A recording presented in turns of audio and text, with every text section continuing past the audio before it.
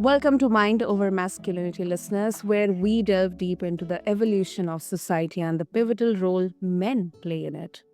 Now, in a world that's rapidly changing, we must ask ourselves, how have the traditional roles of men shifted, and where do they stand in today's modern landscape? Well, is society still bound by the outdated norms, or is it evolving into something new where every individual, regardless of gender, can thrive?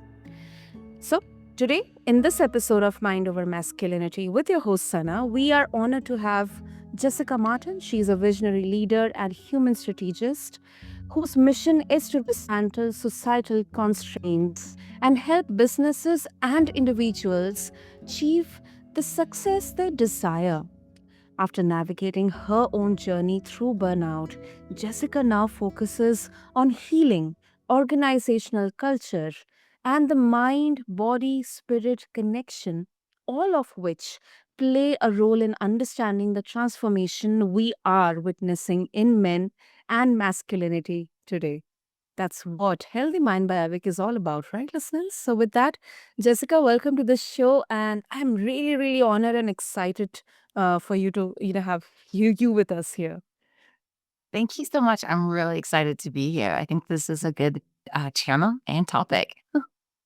Yeah, absolutely, absolutely. Jessica, let's begin the conversation by looking at the status quo right now, at the role of men in society today. We have seen a huge shift in the expectations placed on men, both in personal and professional life.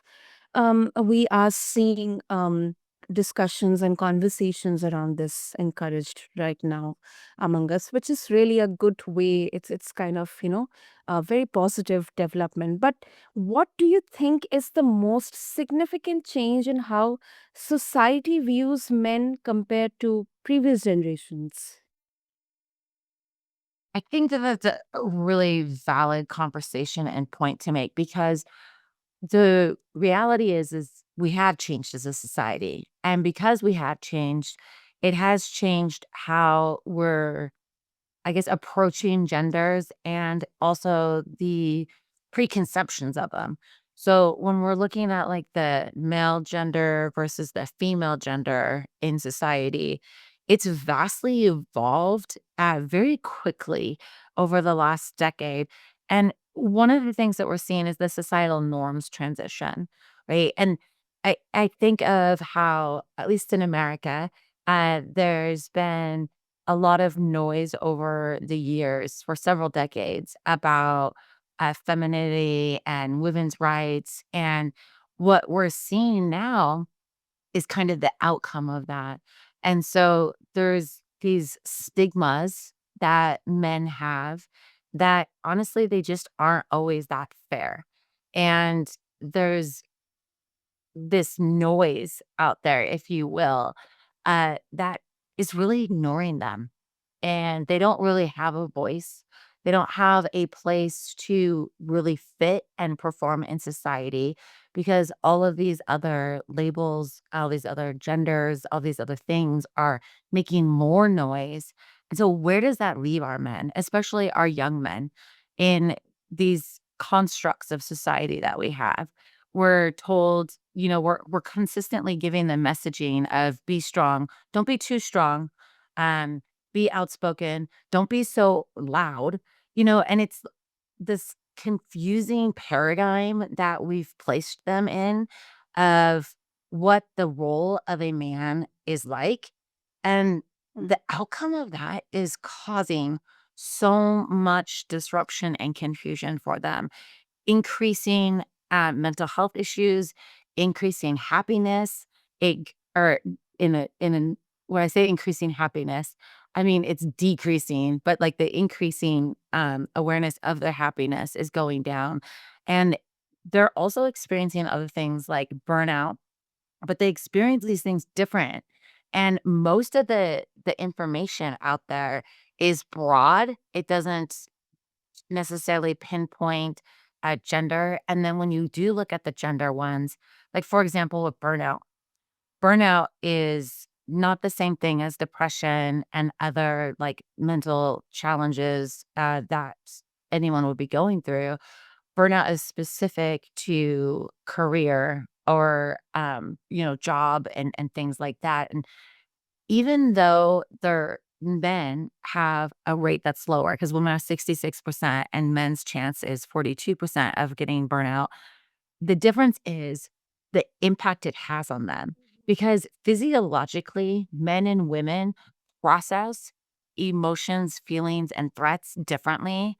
And for women, they often will have symptoms or reach out for help or, these different things that are available, whereas men won't, because they have this social stigma that they have to be this Mm. specific type of person, and they won't reach out for help. And then when they do, the 42% that do fall into burnout, those ones aren't always sure where to go to get help. And the consequences of it, even though it's only 42% compared to the 66, it's a lot higher consequences for them. They have bigger health issues and sometimes resulting in death. And so I think that the fact that it's overlooked is unfortunate. It should change, and they should have a voice of equality as well as other genders or labels that are out there. Because when we're looking at these younger generations, the Zs, the millennials, their rates of mental Mhm. health are much higher than women's. Yet there's still this stigma that they can't go get help. And statistically and historically, that men's death rates were higher as far as like heart attacks and what have you. But over the years, it's kind of balanced out and it's equal in whole. And it tells you what the stress level is and how it's getting skewed.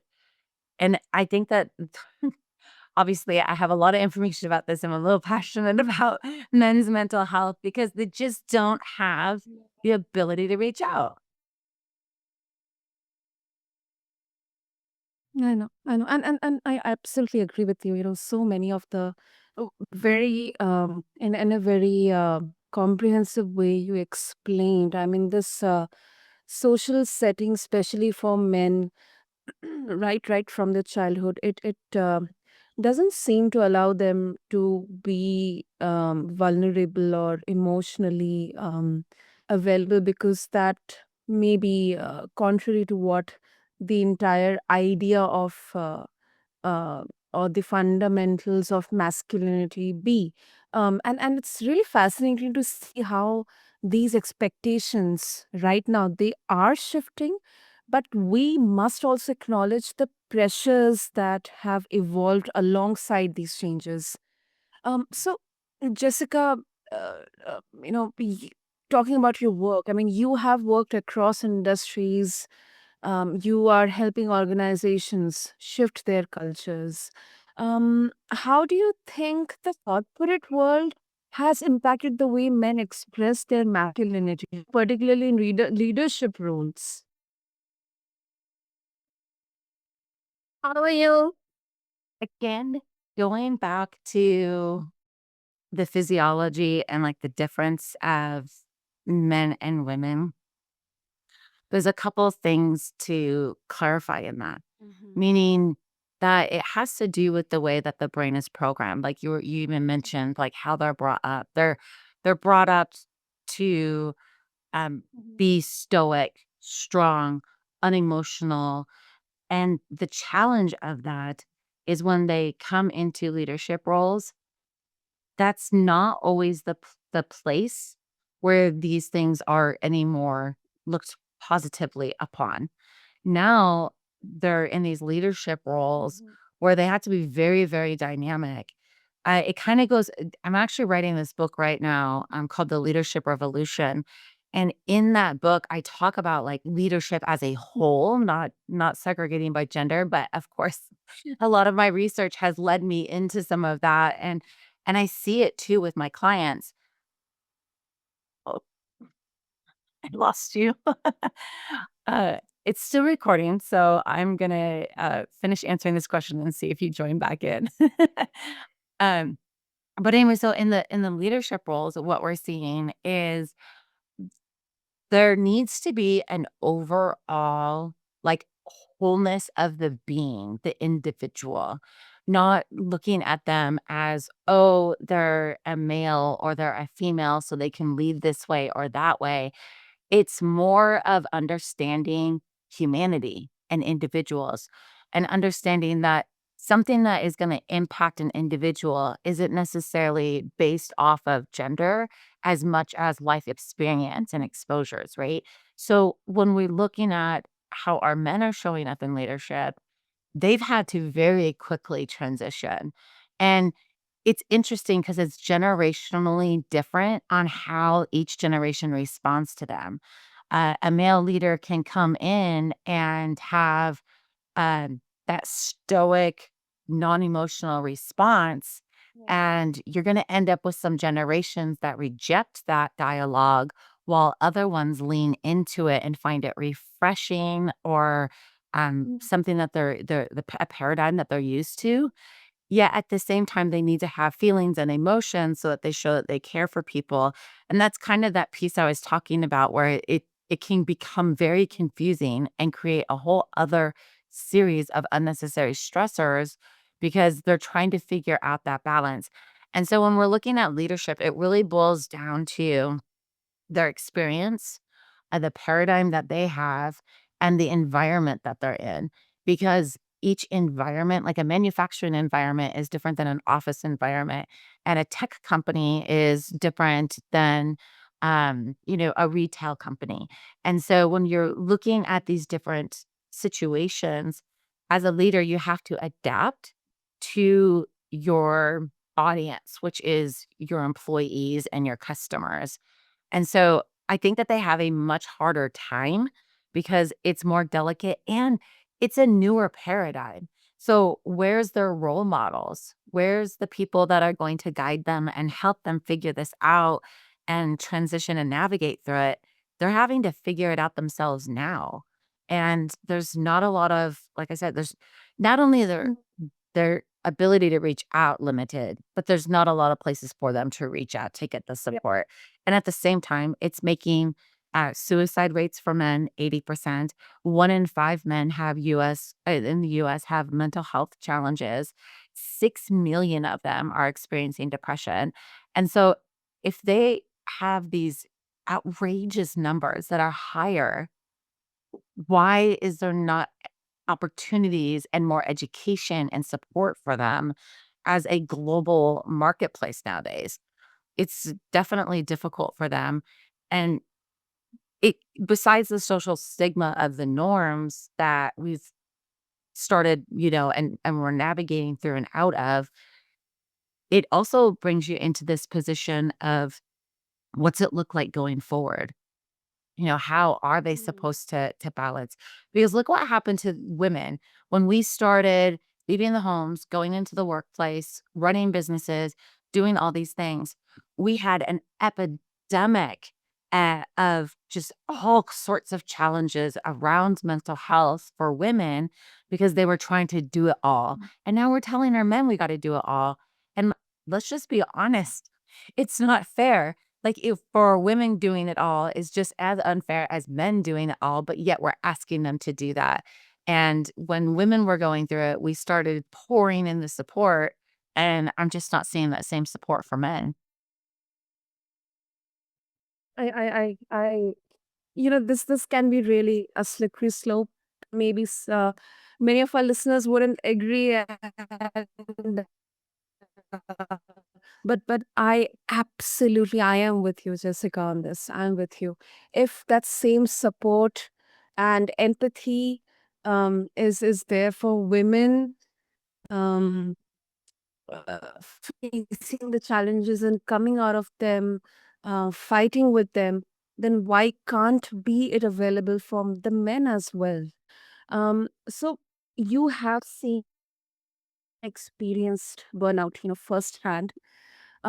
How does it affect men differently, and how do societal norms contribute to the perpetuation of this issue? The societal norms have changed, yet people haven't had that paradigm shift of it changing. And when you move into a global market, gender roles are different. And the gender roles have changed across the globe for what they should and shouldn't be doing or their responsibilities and where they really fit in society. And it kind of goes back to what I was pointing out is they're just not as loud. And meaning versus some of the other demographics in society. And so if we're going down this path of these other demographics because we're not hearing the masculine demographic, then where does that leave them? And how does that look for them? So instead of um being in this space of what they would consider norm and what maybe men were raised with, we're seeing this shift. And we really see it in the millennial and Gen Z generations because definitely were raised very different. But if you go back in history and you look at what has happened in society as far as responsibilities, and it goes all the way back to the family dynamic. There was always for many generations the male and female roles. And sure, there was like gray areas where they might have overlapped or one might have done the other. And yet at the same time, it's evolved over generations very slowly, and that's where we open it up to where everyone needs to be everything. And so men are just experiencing the tail end of this. And when I say just, it's not to minimize it. It's just saying that they've come a little further back from it than women have. And so we really should be leaning in and supporting them and also understand that as a global market and society now, we really have different paradigms that we should question. So if we're looking at a society where in their geographical area, men had specific roles, but did it in the society we came from, we need to not come with biases because that is really what boils down to a lot of this challenge is there's these biases that are negative towards men. And I think what we're going to see is in this next decade, we're going to see that flip and we're going to see some real negative biases towards women. And it all boils down to behavior, our expectations based off of our own paradigm of how we were raised, the society we came from, and what we think that construct looks like. Like in my own household, it's very flipped, meaning normally the mom in a family dynamic would be the nurturing one, the one that's tending to the children, and I was not great at that. And for a while, I thought I was a bad mom until I really realized the reality was my husband was really great at that. And so when they were going through their teenage years and having all of these feelings and these experiences that I was like, this is drama. I can't deal with this. I have other things to do. My husband was able to lean in on that. And then I've always had a career that kept me very busy and traveling. And again, let's just be honest, he's actually a way better cook than I am. And so the kids would be disappointed if I was the one home making dinner. They were like, no, it's not gonna be good. Mom's making dinner. Um, but it's finding those spaces inside your work environment, inside your family, inside your social circles that are safe and don't have these biases. Because at the same time, there's so many barriers that have been removed in all these areas. Yet, there's still this silence. There's still this situation where they're not able to get help and feeling like they can get help because it's never been told that it's okay to get help. I honestly think everyone should go through therapy, honestly, because it's amazing. There's, um, I'm trying to remember the name off the top of my head, and it's something that's so common. Oh, disassociation. Disassociation is a very common paradigm for people to be in, regardless of mental health. It's just like how we evolve and adapt ourselves mentally and how that like our neuroplasticity and how it connects in our brain. And so we create these parts of ourselves. And what we're seeing is that is escalating very quickly in men because they're trying to keep the pieces of themselves together with the constructs that they know. And so when we're getting into areas where it's like, hey, you should go get therapy, there's nothing wrong with it. There is not a stigma on that. You are not going to be judged for that. That's a totally different conversation than telling people you're this, you're that. When it's like, no, you can decide to be kind. You can decide to lead. You can decide to be intelligent. You can decide to be nurturing, whatever that looks like for you. Wow, that's such once again such up detailed and so beautifully put, Jessica. I mean, it doesn't kind of cage you to a specific role. But yes, there it's an intricate balance of both masculine and the feminine energy. And I have learned this through so many conversations that every one of us have these two kinds of energy. Sometimes we act as a protector, we have to be strong.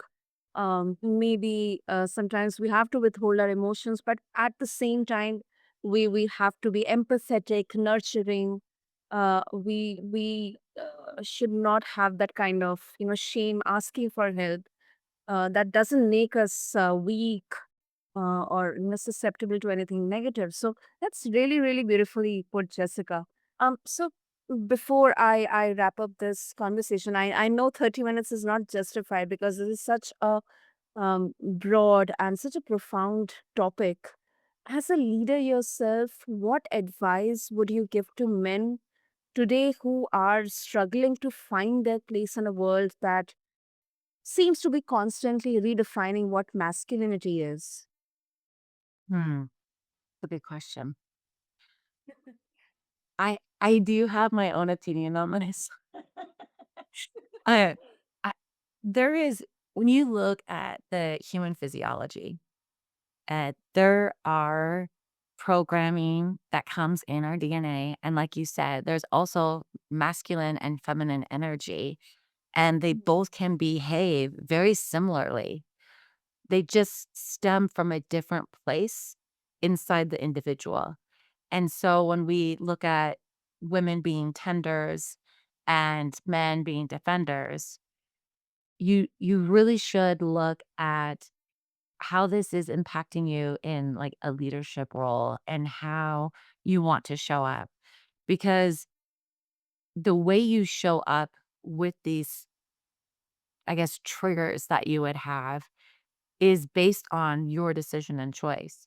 So I mean, when you go back to tribal times, and you tip because the physiology of men is designed to defend, they get their body responds to stress differently. It dumps different types of hormones to get different types of reactions, and the body is made for short spurts of strength, whereas a female body is made in this construct of longer stamina and being able like women, for example, can have a job standing on their feet all day long, doing something like checker or assembly, things like that, much easier. And I'm not saying men or women can or cannot do these things, but I am saying that it's much easier because the physiology of the body. Whereas if you asked me to pick something up that's 100 pounds without an extreme adrenaline dump, it's going to be harder for me to do that than it is for the construct of the physiology of a man. So when we look at the physiology, then we also of the abilities and them being different of one's for stamina and one's for immediate reaction, their adrenaline pops off at different times. Then when we go and take that to the next layer, more internal to the mental processing and how we behave and react, that is also a different area where threats are perceived differently for men and women. And when threat is not the right word, but it is the word being used in science and studies, because it's always been like the amygdala part of the brain or the reptilian part of the brain of this is a threat, I need to react.